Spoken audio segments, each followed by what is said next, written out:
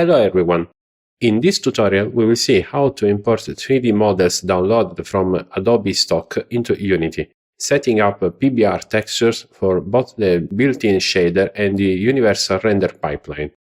There are, in fact, some small differences between these two rendering engines that we will examine in this tutorial, so I advise you to watch it all the way through to the end. I will not show how to do it for high-definition rendering pipeline because it doesn't change much compared to universal render pipeline. Before we go on, I remind you that, as it happens with most of my tutorials, the text version of this video tutorial is available for free download at the link provided in the description. For a practical example, I will use a 3D model called Business Jet. On the Adobe Stock website, there are thousands of 3D models available. Each 3D model is provided in OBJ format with PBR texture, so it can be used in practical all 3D graphics software and game engines, such as Unity, Unreal, Blender, 3D Studio Max, and many more. Depending on your needs, you can buy 3D models individually or with credit packs at very advantageous prices. The textures of the models are in PNG format and contain separate channels for the PBR metallic workflow, so we will have textures for the base color, normal, metallic, roughness, glow, and opacity channels. However, Unity's default materials require the smoothness information to be integrated into the metallic texture.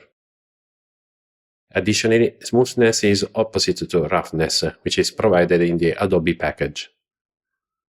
It is possible to convert and package the metallic information using external software, but in Unity there is a way to specify the texture of the metallic workflow as separate images, and we will see that soon.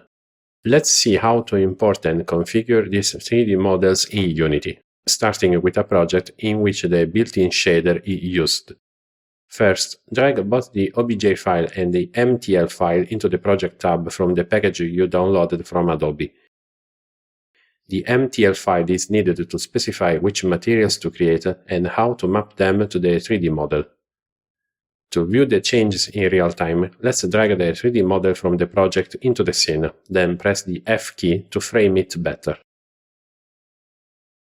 Unity looks for materials and textures inside the imported 3D model, but in this case the textures are not integrated. Therefore, let's select the 3D model in the project, then open the Materials tab in the Inspector window. In the Location menu, select the Legacy option, then click on Apply.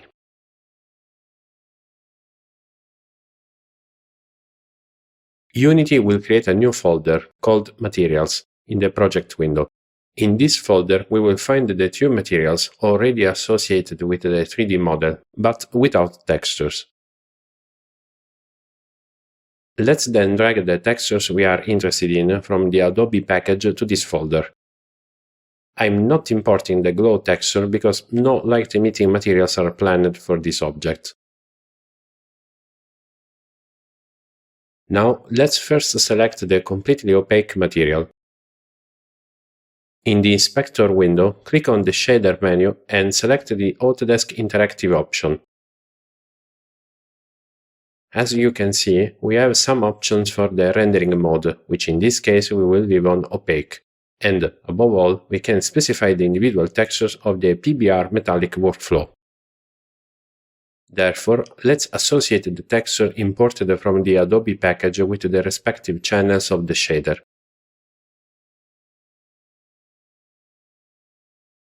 In the case of the normal map, in particular, let's click on the Fix Now button that will appear immediately after importing.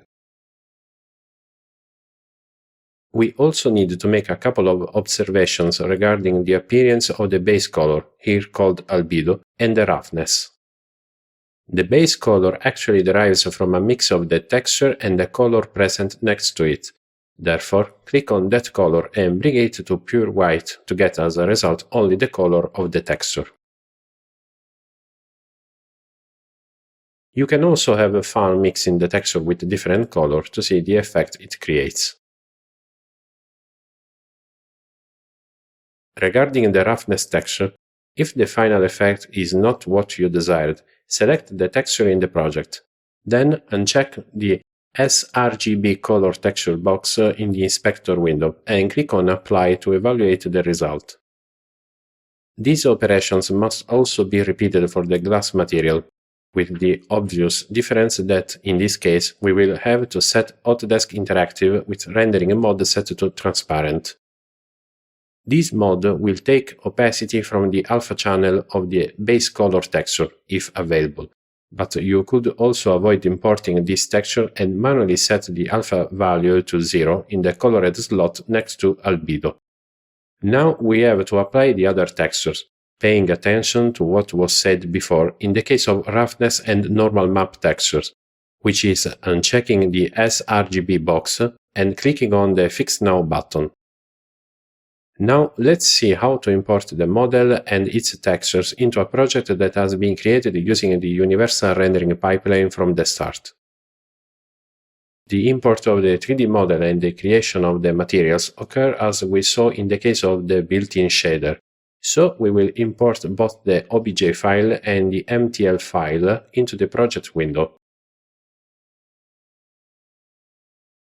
Next, in the Materials tab of the Inspector window for the 3D model, we will select the Legacy option for materials and click on Apply, so Unity creates the Materials folder with the materials to be specified for the model. In the Materials folder, we will then import the texture image to associate with the existing materials. At this point, however, we will not be able to change the type of shader for each material directly to Autodesk Interactive, because that option can only be used with the built-in shader. Don't worry.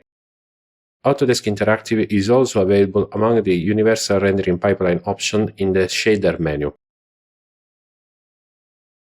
We also notice that there are 3 different modes available, namely Base, Masked, and Transparent. For the opaque material of the plane, we will use the Base mode, while for the glasses we will use the Transparent material.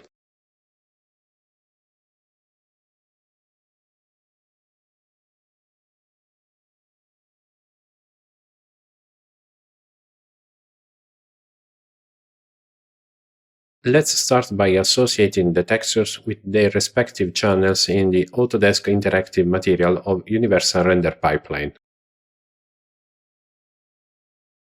We immediately notice that the shader does not automatically apply the textures, so it will be up to us to select the various Use Map checkbox for each texture. In the case of the normal map, Unity should offer us the option to fix the texture by clicking on the Fix Now button. If this button is not available, we can still fix the texture by selecting it in the project and specifying its correct type, which is Normal Map, in the Texture Type menu in the Inspector window.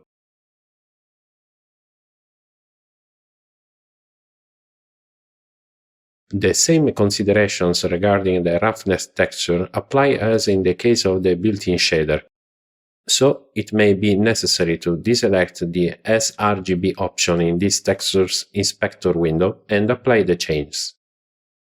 For the glasses material, we need to perform similar operations, but with some differences. First, the shader must be on Autodesk Interactive Transparent 1. The base color, normal map, metallic, and roughness texture should be set as we have already seen in other cases, but there is an important difference regarding the transparency texture, called opacity.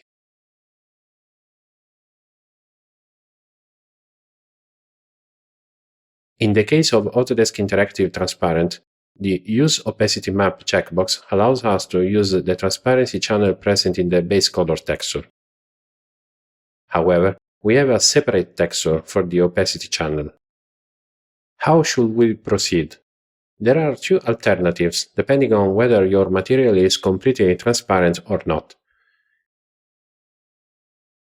If the material is completely transparent, as in our case, then we can directly specify the transparency value in the opacity field without using a texture by setting the opacity value to 0. In the case of a material that is transparent only in some areas, we can opt for the Autodesk Interactive Masked Shader, where we can also use our opacity texture. Also in these cases, as in the case of the built-in shader, it is possible to use the glow map provided in the Adobe package for the emissive channel. I didn't use this texture because it is not necessary for this project, but it's good to know that this option is available. Okay, that's all for this tutorial. I hope it has been helpful to you. See you soon!